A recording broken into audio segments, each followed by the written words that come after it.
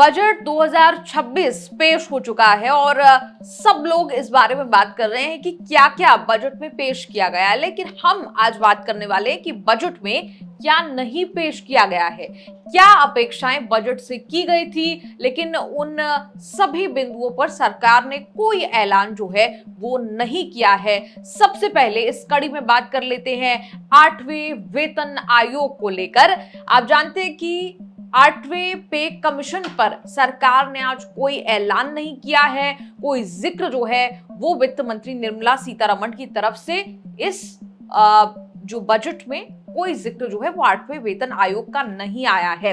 आपको बता दें 8वें वेतन आयोग का गठन हुए अब 3 महीने से ज्यादा हो चुके हैं। इसीलिए सरकारी कर्मचारी और पेंशनर्स जो है वो कहीं ना कहीं टकटकी लगाए बैठे थे कि काश इस बजट में सरकार कम से कम एक रोड मैप का जिक्र कर दे, 8वें पे कमीशन का जिक्र कर दे, यही बता दे कि क्या प्रोग्रेस हो रहा है और क्या प्रोग्रेस अब 2026-27 के बजट ईयर में, फाइनेंशियल ईयर में होने वाला है। लेकिन ऐसा कुछ नहीं हुआ। सरकार ने 8वें वेतन आयोग पर कोई घोषणा नहीं की, कोई जिक्र नहीं किया। आपको बता दें वेतन आयोग का गठन हुए अब 3 महीने से ज्यादा हो चुके हैं। ऐसे में अगर वित्त मंत्री निर्मला सीतारमण किसी तरह की कोई घोषणा करती, कोई रोड मैप देती 8वें वेतन आयोग का, तो कहीं ना कहीं उम्मीद ढांढस जो है वो कहीं ना कहीं बनती उन लाखों करोड़ों सरकारी कर्मचारी और पेंशनर्स के लिए। लेकिन ऐसा होता नहीं दिखाई दिया। ये भी अपेक्षा की जा रही थी कि बजट में हो सकता है कि वेतन आयोग वेतन पेंशन बढ़ोतरी से जुड़े संभावित खर्च को लेकर वित्त मंत्री निर्मला सीतारमण कुछ कहें, कोई प्रावधान जो है वो इसके लिए करें, तो इसे अहम संकेत माना जा सकता था। लेकिन ऐसा हुआ नहीं। अगर ऐसा होता तो कहीं ना कहीं सरकारी कर्मचारी और पेंशनर्स को इस बात की उम्मीद बनती कि सरकार जो है वो सीरियसली 8वें वेतन आयोग की सिफारिशों को जल्दी लागू करने की दिशा में आगे बढ़ रही है, प्रक्रिया तेजी से आगे बढ़ रही है। लेकिन फिलहाल ऐसा होता नहीं दिखाई दिया। अब दूसरे बिंदु की तरफ बढ़ते हैं जो नहीं हुआ इस बजट में। हर साल जब भी बजट पेश होता है, आप जानते हैं कि एक मिडिल क्लास जो है, आप हम जैसे लोग जो हैं, उनकी कहीं ना कहीं नजर इसी बात पर रहती है कि इनकम टैक्स स्लैब में क्या कोई बदलाव होगा, क्या कोई राहत मिलेगी, क्या कोई रियायत जो है वो सरकार की तरफ से बजट में मिलेगी। लेकिन ऐसा होता इस बजट में नहीं नजर आया। वित्त मंत्री निर्मला सीतारमण ने इनकम टैक्स पर कोई भी घोषणा जो है वो नहीं की, कोई बदलाव नहीं किया है। मतलब ये कि इनकम टैक्स स्लैब के मोर्चे पर कोई राहत आम आदमी के लिए नहीं मिलती दिख रही। इसका मतलब ये कि पुरानी व्यवस्था यानी स्टेटस क्वो मेंटेन रहेगा, पुरानी व्यवस्था जो है वो लागू रहेगी। आप ये बात जानते हैं कि अभी फिलहाल लोगों के पास 2 ऑप्शंस है। मौजूदा समय में टैक्स पेयर्स के पास ओल्ड टैक्स रेजिम और न्यू टैक्स रेजिम के तहत आईटीआर यानी इनकम टैक्स रिटर्न फाइल करने का ऑल्टरनेटिव है, विकल्प है। और वही सारी व्यवस्था जो पहले से चली आ रही थी वही सारी अभी भी बनी हुई है, स्टेटस क्वो बना हुआ है, यथास्थिति बनी हुई है। इसके अलावा आपको ये भी बता दें कि बजट के दौरान वित्त मंत्री ने इनकम टैक्स एक्ट पर बड़ा ऐलान किया। उन्होंने कहा कि नया इनकम टैक्स एक्ट यानी आईटी एक्ट 1 अप्रैल 2025 से लागू होगा।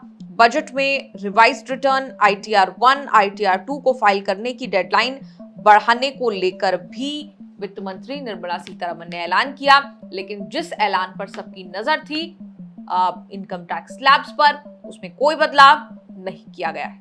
तीसरे बिंदु की अब बात कर लेते हैं सोना चांदी। सोना चांदी पर सरकार ने कोई घोषणा, कोई ऐलान बजट 2026 में नहीं किया है। ये कहा जा रहा था कि शायद कस्टम ड्यूटी घटा दी जाए, लेकिन वैसा होता भी इस बजट में नजर नहीं आया है। इस दौरान ये जरूर रहा कि जब बजट पेश हो रहा था और उसके पहले से ही कहीं ना कहीं सोने चांदी के दाम जो है वो भारी गिरावट उनमें देखी गई। निवेशकों और आम खरीदारों दोनों को कहीं ना कहीं चौंका दिया।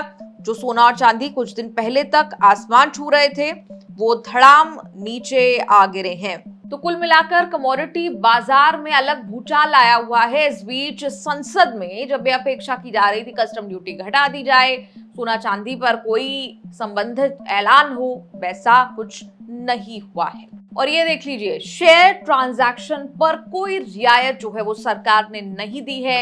एसटीटी ने भूकंप जो है वो मचा दिया है और सरकार ने सिक्योरिटीज ट्रांजैक्शन टैक्स को बढ़ा दिया। इसे 0.1% से बढ़ाकर 0.15% कर दिया है। इस ऐलान के बाद आपने देखा कि शेयर मार्केट में हाहाकार मचा हुआ है, भूचाल आ गया है। आपको बता दें एसटीटी आखिर है क्या। एसटीटी दरअसल एक ऐसा टैक्स है जो शेयर बाजार में होने वाली खरीद बिक्री पर लगता है। यानी जब आप शेयर, डेरिवेटिव्स या इक्विटी म्यूचुअल फंड्स को मान्यता प्राप्त स्टॉक एक्सचेंज पर खरीदते या बेचते हैं तो ये टैक्स लागू होता है। इसे 2004 में शुरू किया गया था ताकि शेयर बाजार में सट्टेबाजी कम हो और सरकार को टैक्स से कमाई हो सके। कुल मिलाकर शेयर ट्रांजैक्शन पर कोई राहत जो है वो नहीं मिली है, एसटीटी सरकार ने बढ़ा दिया है। तो ये थे वो अहम 4 बिंदु जिस पर सबकी टकटकी थी, नजर थी। आम आदमी की नजर थी, जो शेयर बाजार में नजर रखता है उसकी नजर थी, जो इन्वेस्ट करता है उसकी नजर थी, हर तबके के लोगों की नजर थी। लेकिन ये वो 4 बिंदु थे जिस पर कुछ ठोस सरकार की तरफ से होता नहीं नजर आया। आपका इस रिपोर्ट पर क्या कुछ कहना है, कमेंट्स में लिखकर अपनी राय जरूर दें। हार्ट अटैक पे क्या कहेंगे कि क्या किया जाए जिनको डर भी है कि हार्ट अटैक में क्या होगा? कुछ लोग देख रहे हो सर केस, जिम में जा रहे हैं, जिम में ही गिर जा रहे हैं, हार्ट अटैक हो जा रही है। ये काफ़ी देखा गया है कि पिछले 8-10 साल में और स्पेशली लास्ट 3-4 साल 5 साल में तो काफ़ी देखा गया है कि heart attack, sudden heart attacks बहुत हो रहे हैं। हम कई वीडियोस हमारे आते हैं, देखते हैं, जिसमें देखते हैं कि लोग डांस कर रहे हैं, शादी में गए हैं, सडनली उनकी डेथ हो गई, या जिम में गए हैं, जिम कर एक्सरसाइज कर रहे हैं, सडन। तो इसको कहते हैं sudden cardiac death. Sudden cardiac death में होता यही है कि हार्ट की जो आर्टरीज हैं, जिसमें सडन ब्लड सप्लाई जो हो रही है अचानक रुक जाती है, हार्ट की वायरिंग रुक जाती है और वो हार्ट रुक जाता है। तो सडन कार्डियक डेथ्स की समस्याएं बढ़ी हैं और इन जनरल हार्ट की समस्याएं भी बढ़ती जा रही हैं। तो उसमें भी यही है, हमारी लाइफस्टाइल ही एक रीज़न है। तो हार्ट की समस्याएं के तो रिस्क फैक्टर्स होते हैं, उनको हमें देखना होता है। जो मुख्य रिस्क फैक्टर्स हैं जी।